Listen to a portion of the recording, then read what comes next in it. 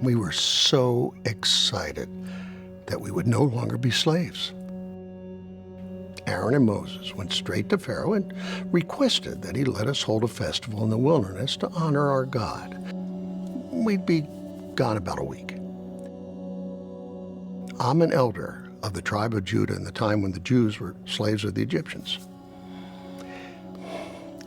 Well, Pharaoh blew a gasket. He ordered the slave drivers to take away the straw that was essential in making bricks. If we had time for parties in the wilderness, we had time to find straw for the bricks.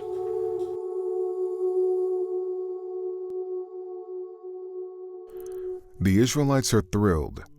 They will not be slaves any longer. However, they are not expecting to endure the many hardships required to prepare them to conquer the promised land. We were furious at Aaron and Moses. They promised to deliver us, but they only made our lives worse, much, much worse. Pharaoh's hatred for us had intensified. Moses and Aaron returned to the Lord and asked what was going on.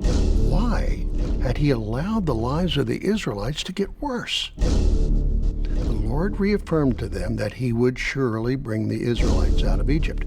The more Pharaoh refused, the more God would punish him. Eventually, he would let the Israelites go.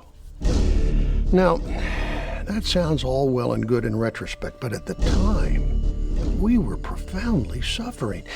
We were disheartened, demoralized, beyond anything you can imagine. We didn't believe Moses. We didn't want words, we wanted action. God commanded Moses and Aaron to go to Pharaoh and demand he let the Hebrews go. Not just go to the wilderness for a festival, but to leave the country for good. If not, the consequences would begin. Now, let me remind you of something. This battle was not between God and Pharaoh, as is so often assumed. Pharaoh was just a representative of the Egyptian gods. This wasn't even a battle between the one true God and the Egyptian gods. This was a supreme showdown before the very eyes of both cultures to witness who was the supreme being. You can see this in the form of the signs and plagues that God sends on the Egyptians. When Pharaoh refused to let the Israelites leave, Aaron threw his staff on the ground and it became a snake. Pharaoh's magicians did the same thing, but Aaron's staff swallowed their staffs. This was not just unfortunate, but a powerful symbol to them. Wadjet was an Egyptian goddess depicted as a snake-headed woman, or a snake. She sometimes took the form of Urias, the snake on Pharaoh's crown. She was responsible for the protection of the kingdom and of Pharaoh himself. By this sign, God was communicating that Wadjet could not protect the kingdom, that God alone had the power to free the Hebrew slaves. In the first plague, God allowed Aaron to turn all water from the Nile River into blood, killing all the fish. The Egyptian magicians were able to duplicate this event using their secret arts. Happy was the god of the annual flooding of the Nile. This annual flooding and the fish of the Nile were necessary for prosperity. Khnum, an early Egyptian god, was thought to be responsible for water and procreation. Osiris, the Egyptian god of the dead, was associated with resurrecting dead vegetation to bring life. By this plague, God was asserting his power of life and death, and he was making the Egyptian gods detestable to all the inhabitants of the land. The second plague was for the land of Egypt to be overrun by frogs everywhere.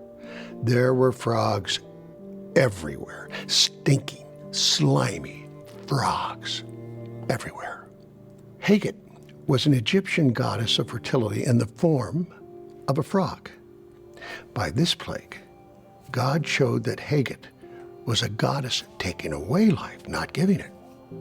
And again, he was making the Egyptian gods detestable to all the inhabitants of the land. The rest of the plague similarly demonstrated how God was ultimate power, much more powerful than Pharaoh and the Egyptian gods. It wasn't even a competition. Only in the minds of the people was it a war. The same pattern over and over. God plagued the Egyptians in a way that showed his power, undermining the supposed power of the Egyptian gods.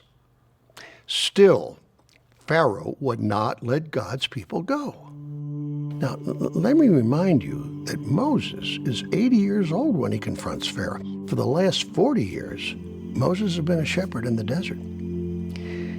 Wiry, rock hard, physically and mentally. When he tells Pharaoh to let the people go, you can imagine that cushy, insulated Pharaoh trembles a little bit. Now remember that Moses grew up in the court of a previous Pharaoh. He probably grew up with this Pharaoh and knows his strengths and weaknesses.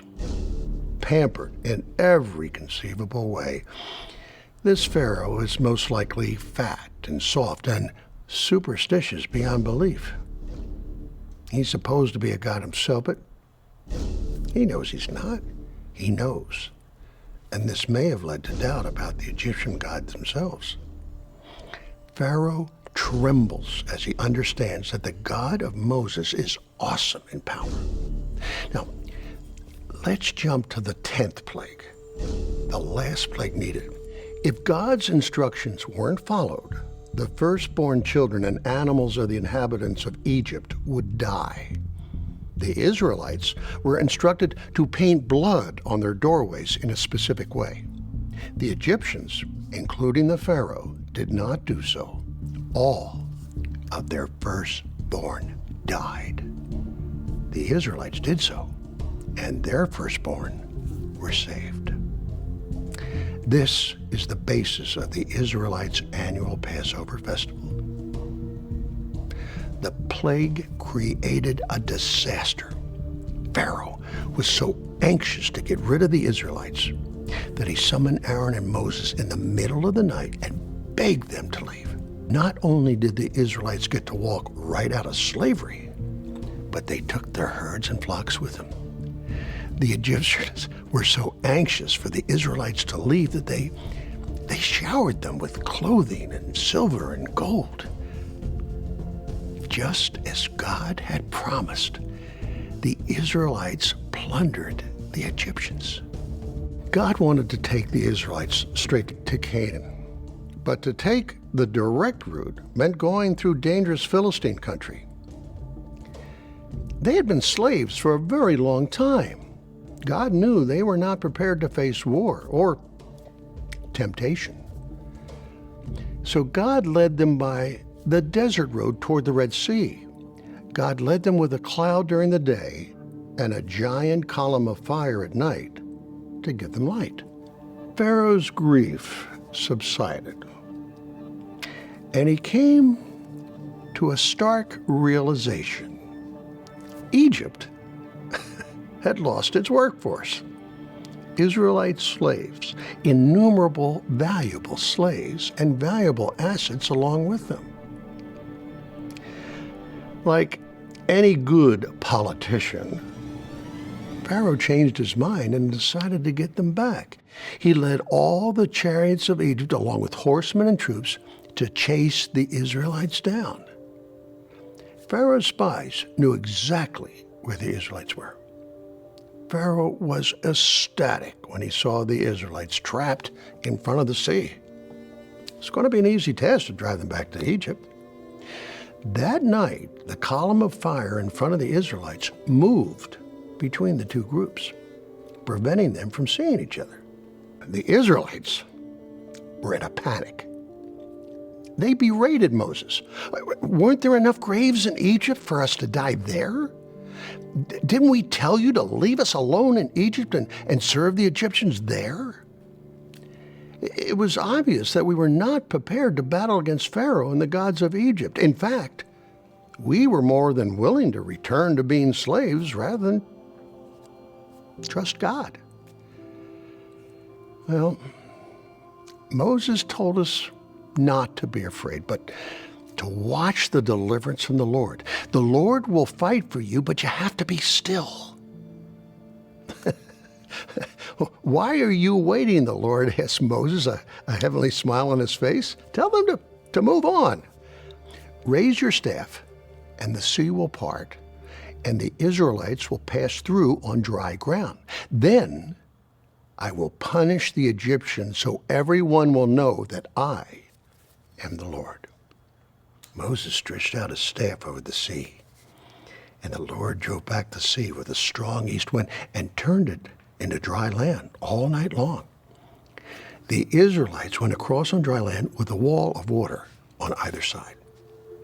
The Israelites were nearly finished crossing when the column of cloud moved. Pharaoh saw the Israelites escaping, and he went into a raging frenzy. All of the chariots and horsemen raced across the dry land. At least it was dry for a while. The chariots started bogging down in the sand, and the Egyptians realized the Lord was against them. It was their turn to panic. They retreated, but Moses lowered his staff, and the waters crashed over them. They drowned. Not one survived. When the Israelites saw the mighty hand of the Lord crush the army of Pharaoh, they understood who God was. They put their trust in him and in Moses. That day, God demonstrated complete victory over the gods of Egypt. My people have been slaves for so long that they don't know how to be free. And they have worshiped the gods of Egypt so long that they default to worshiping them. As an elder of the Israelites, I'm skeptical. Today, they know who God is. God was able to take the Israelites out of Egypt. But I fear he won't be able to get the Egyptian gods out of the Israelites' hearts. The war with Egypt may be over, but the war for the hearts of my people is far from over.